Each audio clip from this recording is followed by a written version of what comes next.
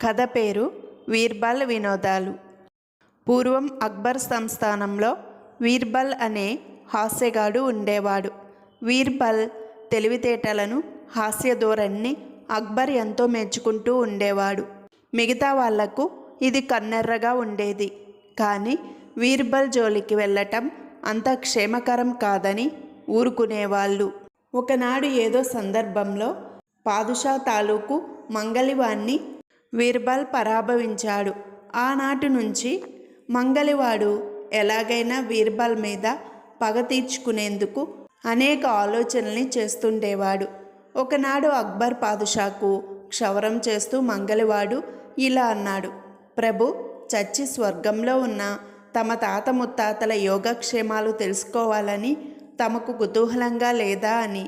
ఎట్లా అన్నాడు అక్బర్. ఏముంది, మనం ఒక మనిషిని పంపిస్తే చూసి వస్తాడు అన్నాడు మంగలి. మృత్యువును మోసం చేసి తిరిగి రాగల మొనగాడెవరు అన్నాడు అక్బర్. ఆ తెలివితేటలు మన వీర్బల్కే ఉన్నవి అన్నాడు మంగలి. స్వర్గానికి వెళ్ళటం ఎలా అన్నాడు పాదుషా. ఏముంది, మనిషిని తగలపెడితే పొగ రూపంలో ఆకాశంలోకి వెళ్ళిపోతాడు. అక్కడి నుంచి స్వర్గానికి వెళ్ళటం అంతే అన్నాడు మంగలి. ఈ పద్ధతి అక్బర్కు బాగా నచ్చింది. వెంటనే వీర్బల్ను పిలిపించి ఎదురు చెప్పకుండా నా కోరికను తీర్చాలి అన్నాడు పాదుషా. చెప్పండి ప్రభు, మీ కోరికను తప్పక తీరుస్తాను అన్నాడు వీర్బల్.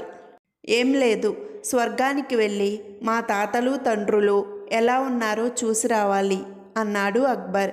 ఆ తర్వాత ఎలా వెళ్లాల్సింది వివరించాడు. చచ్చి మళ్ళీ బ్రతికి రావటం సాధ్యమా ప్రభు అన్నాడు వీర్బల్. ఇక్కడే నీ తెలివితేటలు కనిపించాలి. మృత్యువును మోసం చేయగల శక్తి నీ ఒక్కడికే ఉంది. ప్రయత్నం చేస్తే తప్పకుండా నెగ్గగలవు అన్నాడు పాదుషా. తనకిది తప్పేటట్లు లేదని తెలిసిపోయింది. పాదుషా మాటను ధిక్కరిస్తే తల తీయిస్తాడు కనుక ఏదో తెలివిగా తప్పించుకునేందుకు వేరుగా ప్రయత్నాలు చేయాలి. మీరు ధైర్యం చెప్పారు కనుక తప్పకుండా వెళ్ళి వస్తాను. కానీ ఒక్క మనవి, నా తల్లికి నేనొక్కనే కొడుకును. మా అమ్మ తన విచారాన్ని మర్చిపోయేందుకు గాను 10 మనుగుల బంగారాన్ని వెంటనే ఆమెకు పంపండి. నాకో నెల రోజులు వ్యవధి ఇస్తే ఎలా తెలివిగా మృత్యువును మోసం చేయాలో ఆలోచించుకుంటాను. నన్ను దహనం చేయవలసిన స్థలాన్ని కూడా నిర్ణయించుకుంటాను అన్నాడు వీర్బల్. పాదుషా వీర్బల్ చెప్పిన దానికి అంగీకరించి వెంటనే 10 మనుగుల బంగారాన్ని అతని తల్లికి పంపించాడు.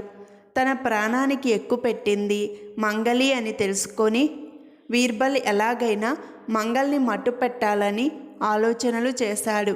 10 మంది నమ్మకమైన కూలి వాళ్ళని తీసుకొని అడవిలోకి వెళ్ళి ఒక పెద్ద గొయ్యి తీయించాడు.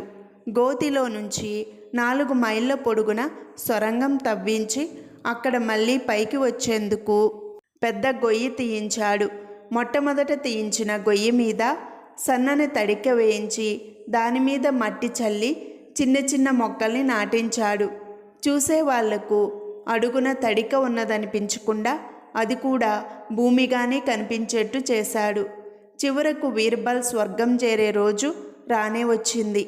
ఈ విచిత్రాన్ని చూసేందుకు ఎంతోమంది జనం వచ్చి విరగబడ్డారు. వీర్బల్ పట్ల పాదుషా చూపే అభిమానానికి కన్నెర్రగా ఉన్న వాళ్ళందరూ కలకలలాడుతూ ఎంతో సంతోషంగా ఉన్నారు. అప్పుడు వీర్బల్, మహారాజా, నాదొక మనవి.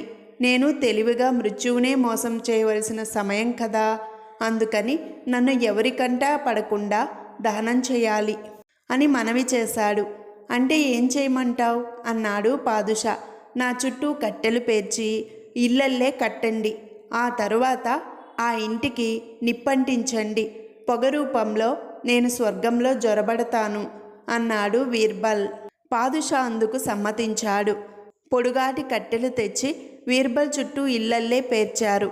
అంతా పూర్తయ్యేటప్పటికీ వీర్బల్ బయట నుంచి చూస్తున్న జనానికి కనిపించడం లేదు.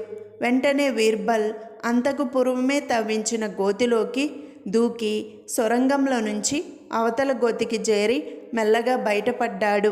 కట్టెల ఇంటికి నిప్పు పెట్టారు.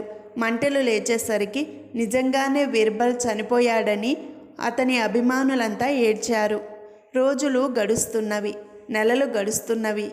కానీ బీర్బల్ తిరిగి రాలేదు. బహుశా మృత్యువును మోసగించలేక బీర్బల్ తిరిగి రాలేకపోయాడని అందరూ అనుకున్నారు. సంవత్సరం గడిచింది. ఒకనాడు పెద్ద గడ్డంతో, తల నుంచి వేలాడే బారెడు జుట్టుతో, జానడేసి గోళ్లతో ఒక వ్యక్తి రాజ్యసభలో ప్రవేశించాడు.